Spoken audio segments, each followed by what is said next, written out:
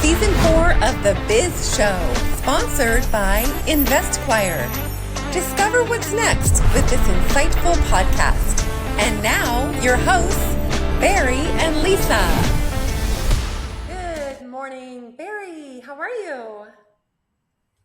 Good afternoon, Lisa. I am doing great. And how you doing? How you doing? I'm doing great too. We're on different time zones, everyone. So Barry's 3 hours ahead. My day has just begun. True that. Yeah, Well, in business, welcome sometimes. everybody to the episode 28. We got two episodes left in season 4, Lisa. That's right. Yeah, I mean, sometimes we have to work with customers on different time zones. So that makes us not have the traditional 8 to 5 day, right? Because we're accommodating people via virtual Zoom calls and business meetings. And so we have to be available in the evening all the way up to like 10 p.m. sometimes because of our clients and wanting to service them, right? I'm available almost all times, including the We have, weekends, which is unless yeah. I'm going away for the weekend. But there are some So, things that we could automate where we don't have to physically be present. And today's podcast is all about that, automating the boring day-to-day stuff so we don't have to do them. yeah, not every task needs to be automated, but there are a lot of things in your business that you could probably set aside and automate it somehow. We're going to talk about that today, right? The goal is to remove the repetitive things that can be done that don't need human intervention, whatever the case might be. Yeah. Examples of that's going to be like uh, moving information between systems. And typically you would do that with a little teeny program called an API and transfer data from one program to another program. You know, creating some routines and tasks, sending, I have reminders come to me all the time out of my schedule and my calendar and stuff like that. As a matter of fact, I use Calendarly now, and I don't even set my schedule up anymore. I've got a blocks of time in there that I make available for people, and then it just notifies me, hey, somebody just set up a meeting for next Tuesday. Oh, great, and then I get alerts, on Monday and then Tuesday morning and stuff like that. So I'm like, okay, good. That's right. I think a lot of us are finding that AI is able to save us a lot of time in our daily tasks, but a good automation will give you guys more time. So, what do we need more time for in our day? Like a day like slips away like that, like a blink of an eye. I look up at the clock and I'm like, oh my gosh, I didn't get XYZ done. And then you start getting into your stress panic mode. But let's get those things automated so we could spend more time with the things that we love and are passionate about doing, such as dealing with relationships with our customers, actually feeling rewarded by the services that you're giving them at the end of a day, right?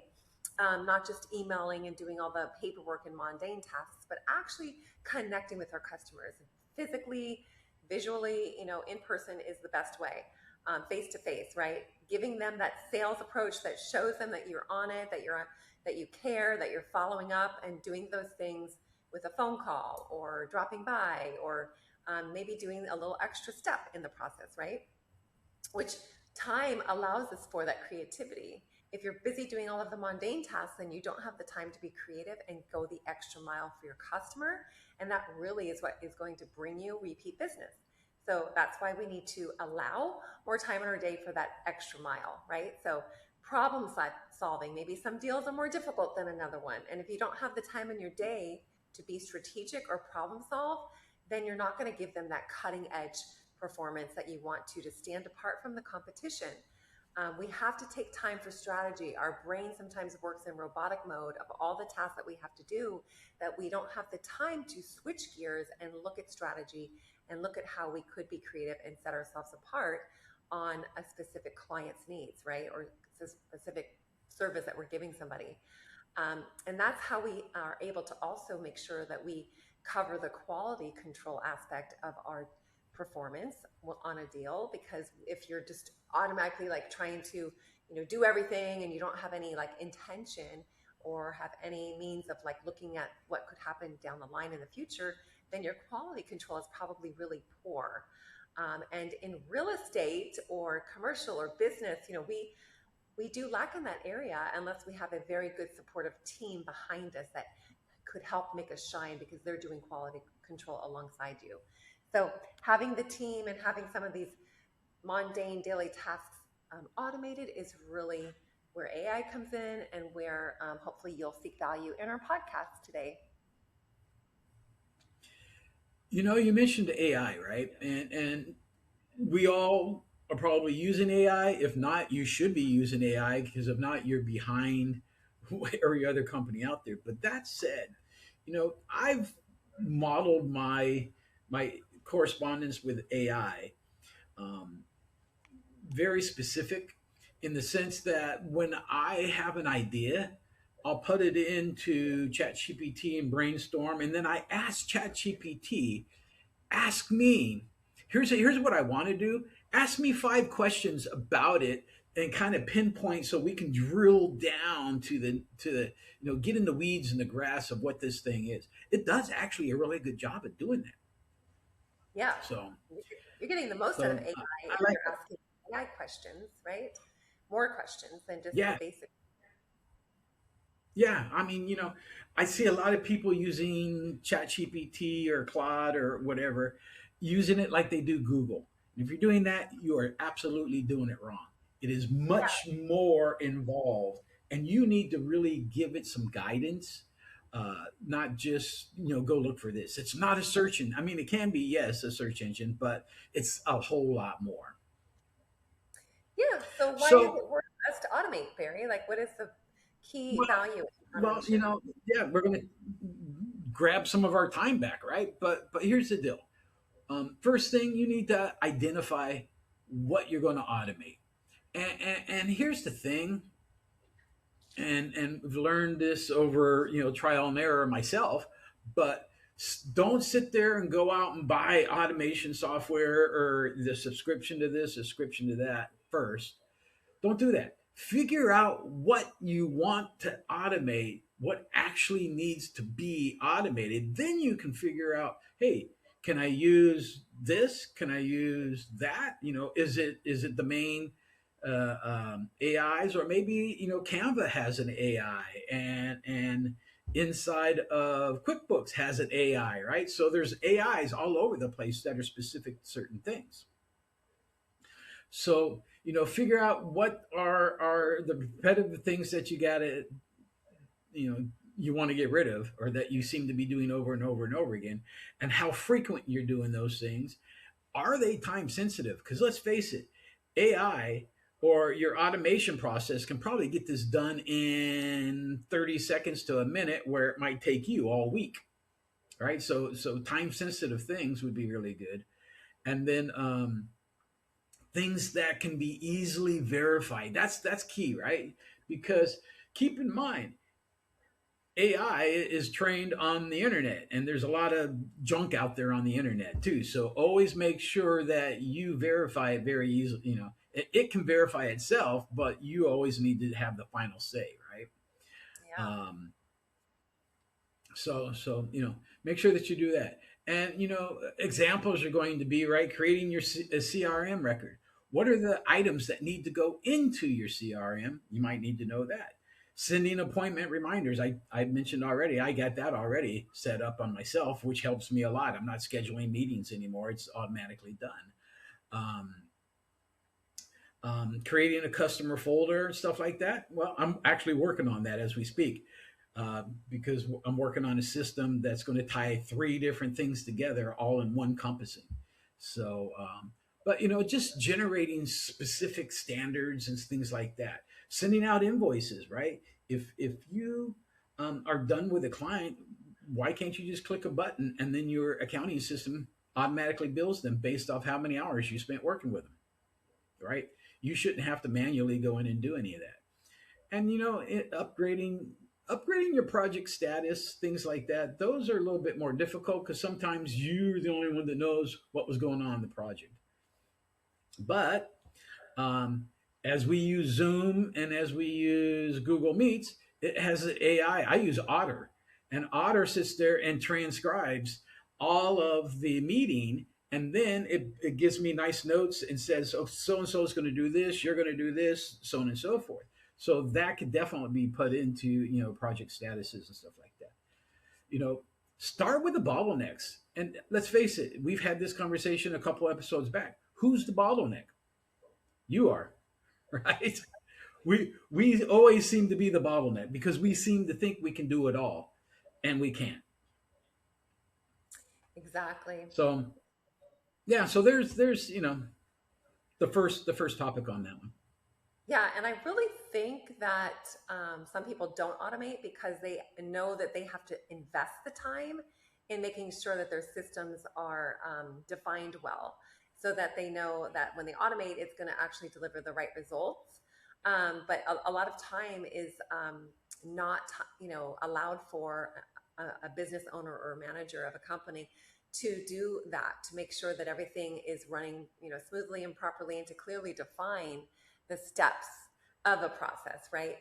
Because most of the time we carry it up here and it's not written down. And so when it goes to automation, you have to go through that process before you can get something to be automated. So that is really You, what's important in part of automation, is to fix your processes, make sure that they are going to give you the right result. Otherwise, it could tarnish your reputation if you're automating something that is somewhat broken and not reflecting what you want in your automation. well, In your yeah, automation, and you make a good point, Lisa, in the fact that um, a lot of people are afraid of it because it's time consuming. In the beginning, it is time consuming. You're going to have to carve out a little bit of time of your day to get that done. But look at all what you're going to get on the backside, really. yeah, and I say that point, but then there's a flip side to that, because I watch some of my agents like do this start stop thing. Like they want to automate, but they're so worried about it being perfect or point with what they're delivering. And in the scheme of things, like we want a constant commercial to go out to our clients and the public, so that we are a face reminder for them when they go to pull the trigger on hiring somebody. So it doesn't have to be perfect, it doesn't have to be all encompassing on what you're automating, especially if you're just dealing with a CRM process, like staying in front of your customer or potential future customer. It doesn't have to be perfect. Just start the automation, send something of value. It could be a quick blurb. It could be a, hey, how are you? Those things are wonderful to automate, just to stay in front of the client. It all depends on the process that you're automating, but don't worry about delivering everything in one automation, because it's a sequence of events, right? It's consistent behavior. It's consistently touching a client. So you might want to Yeah. ask yourself, where is the start of the process and what information should I be giving? What steps are going to occur and in what time frame? And who is Hey, responsible self. for what happened? Oh I yeah. said, hey, self. You said you Hey, might want to ask yourself. yeah. So, yeah, exactly. So it takes some inner reflection, is to be thoughtful and creative, like I mentioned earlier. And then, what are the decisions around this process? Who's going to make them? What do I have to decide for myself in making this automation? And what does the completed result look like? And then, what could go wrong in it? Like, you don't want to have an embarrassing moment and think, oh my gosh, I did that whole thing wrong, or I'm delivering the wrong information. So, definitely double check the quality of what you're putting out there, because if it goes out there, it may be too late to retrieve it. So that's the only thing I say, which is why I think a lot of us don't automate, because we're so worried it's going to be the wrong information at the wrong time. But you know what? Everyone's lives are so busy. So some of your automation on the recipient's end is not even going to be looked at or read. That's why repetitive and consistent um, processes are so important, because some of them are just, they just don't even get opened or looked at. So um, do worry about it, but don't let it be a showstopper for you in terms of getting your stuff automated. So define the required information. A customer onboarding process may require you to have the legal representation of their name. If their name is Mike, but it's really Michael, maybe you want to make sure that that is correct in any of your processes that are automated. Who is the primary contact and email address of them? And what is the item or service that they purchase? So a general automation may be too general. You might have to define it specific for the client. So make sure that you have that in some of your templates, the ability for it to infiltrate information from whatever software program you're using. specific to the client. Otherwise, it's going to make no sense for them or it could be confusing. Payment status is very important. So, again, make sure your systems have up to date information that you're inputting before you have those processes automated. And of course, there's a start date, and you're assigning it to the owner that's in charge of that automation. And remove any unnecessary steps like any duplicated data entry, unused form fields so it doesn't look silly when you're delivering that automation. Like where it says "Dear Client" in parentheses, make sure that that field is getting properly automated and populated. Any unnecessary approvals, reports that nobody actually reads that are too lengthy or not applicable, and steps that exist only because they are traditional. You might not need to do those and maybe just cut to the chase and get to the point because people's lives are so busy. And automating waste does not make it more valuable. So don't make it inappropriate information or not applicable information because then it's not providing value. And like I said, it could tarnish your reputation. So just make sure You that know, your automation is specific to the client, I guess would be my major key point in that segment. yeah, Lisa, that's a great framework too. It really is, right? It kind of builds the structure of what you're really trying to build and put into that automation of what you're doing, right? And Yeah.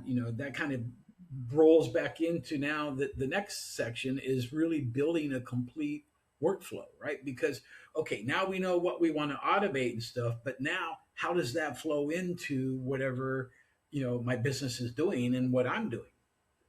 So um, and I'm guilty of this myself just recently of building a couple models, but they're independent. They don't talk to one another, right? So now it's really about okay, now how do I get them to talk?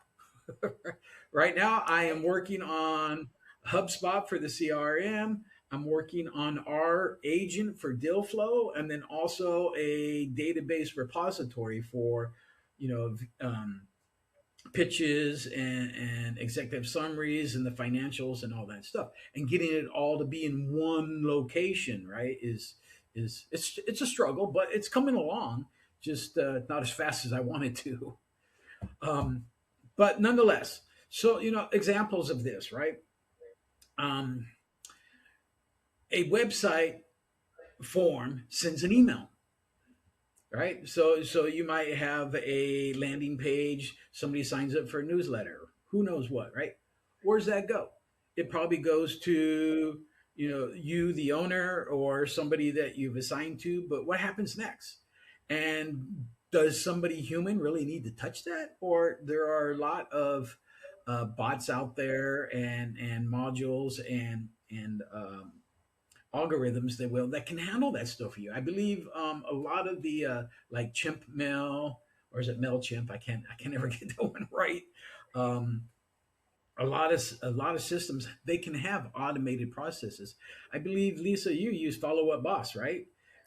I think there's probably some automation in there so that when an email comes in, Oh it yeah, might yep, respond saying, yep, "Hey, thanks, we got your email."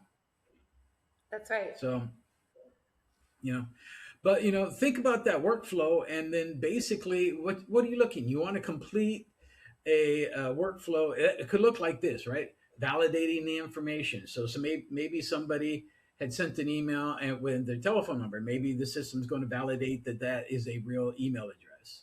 Um, it can check for duplicates in your CRM package. It can create or update the contact information. Maybe you've got most of it, but you're missing the telephone number. Now we got the telephone number, so it can insert that in if it's missing. Uh, um, Somebody referred them over, then it can tie them into that referral. Um, it puts something on your calendar, for following up, or escalate the inquirer if nobody responds. So if nobody responds in say 24 hours, then maybe it goes to the next higher level, or whatever the case might be. So basically, what are you looking at? You're looking at a managed business process, right? And in that managed business process, if you're onboarding a customer, well, the trigger is going to be an agreement's been signed, payments received, and internal approvals have been completed. So now we want to automate, create the customer record, the folder, put a checklist together for that customer, send them out a welcome package, email, whatever the case that might be. If we're missing anything, then the system can ask, hey, these are the things that are still missing. We need this information. And, schedule meetings, whatever the case might be. Where the humans are going to get involved is they need to validate and verify the scope is right, right? Review any special terms that might happen. They're going to conduct the kickoff meeting, right? I mean, you always meet with your customers, right? At some point, AI can't do that for you. You got to do it. And then, you and the customer are going to sit there and create that plan, the work plan, whatever the case might be. And then from there, you can put it back into the system. All that stuff is in there now. And it can start assigning tasks to whoever it needs to assign them to. Without that stuff, you don't want to do shortcuts, right? So just make sure that you have a reliable workflow. That is very true. That is so important. However, as a person, a human, I mean, we're going into the world of robots, everything's robotic and automated and all that kind of stuff. You have to still be a human that monitors your workflow. You still need to do certain tasks. You cannot solely rely on the automated system that you're putting in place because mistakes happen in technology and mistakes happen by human nature. So make sure you are monitoring your automation, and we're going to talk about certain things that will require the human brain, which is any contract, right? Implementing and negotiating those. Customer refunds. Maybe there's a time when you approve them and a time that the customer isn't entitled to them. So if your automated system is going to be automatically giving the customer a refund, that could put you in the red and your business won't be making money or thriving and continuing to have success. So you would not want that system automated, right? I mean, I wouldn't. Pricing exceptions, adjusting a price for a repeat customer. Maybe that's a human management approval, right, process. So definitely we would want our hands on that because we want to give customer rewards to our best customers, right? Payments that are leaving the company to vendors, you definitely want to keep track of that. Sometimes a vendor may increase their price without you noticing, and then maybe that involves a conversation with the vendor, especially if it wasn't previously discussed or no notice was sent out. So you definitely want to keep track of payments that are being made automatically. That happens to me all the time. I mean, I just saw Instacart, for example, hitting my account for the last 12 months, and I don't even use Instacart. I wasn't even aware of it. So am I going to spend hours arguing it? No, I just called them and canceled. Um, so Wow. public statements, definitely those need to be human touch. You want to deliver not just a blanket chat GPT statement, but you want to put your personality and business intention in a public statement. And then obviously there's a lot of communications that may involve, your own strategic thinking. Again, not an AI generated answer, because I think people are kind of able to decipher that now that it's out in the public and in the workforce. So you want to come across sensitive in some of your communications with customers, especially on a difficult deal. Any employment decisions will still require the human touch. I mean, employees are your people, they're humans too. And so employment conversations or decisions will require you and your brain and your attention.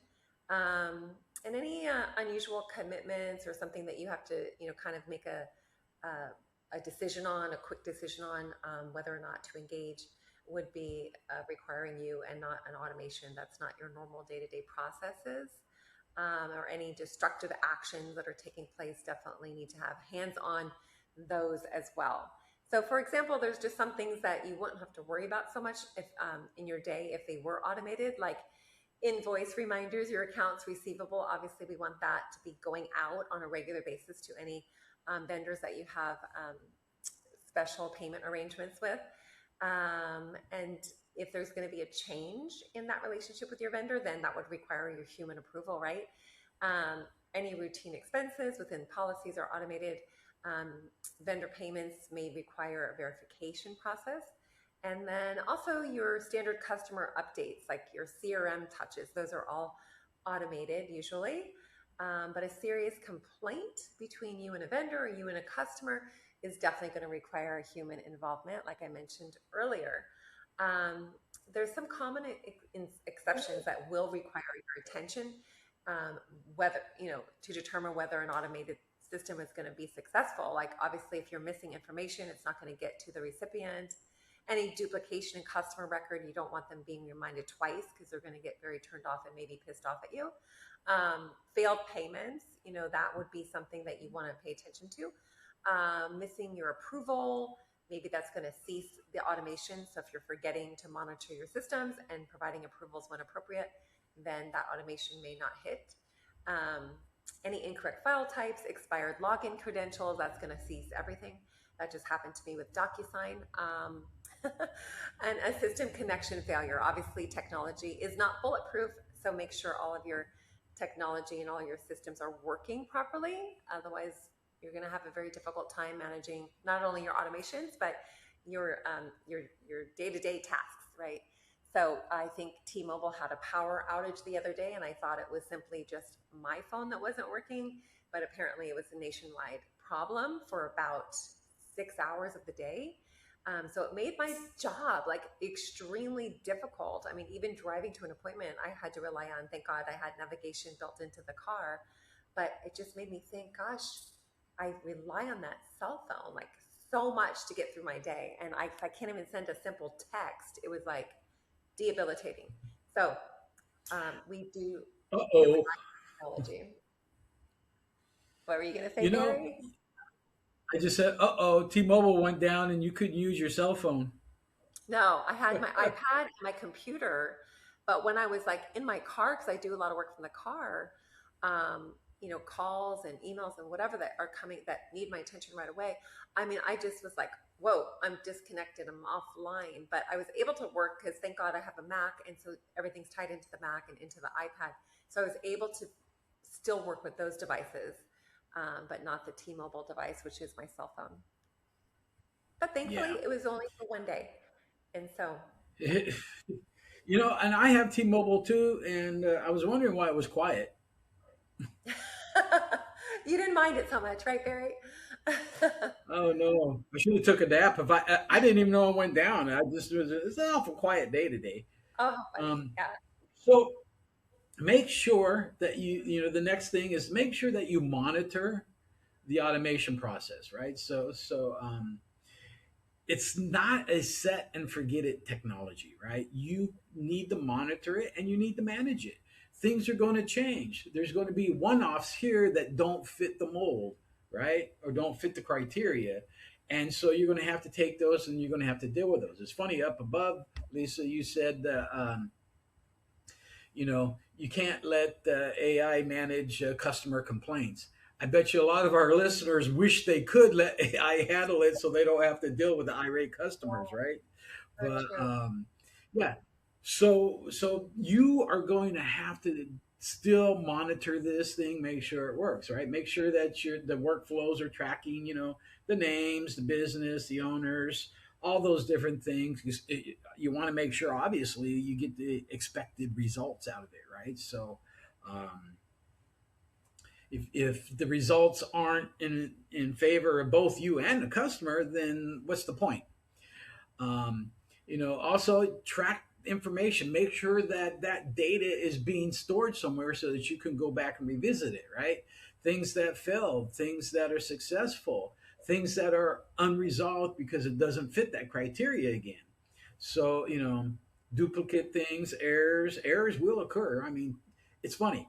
Here we are, we're using technology to better things, but yet there's still errors in it, right?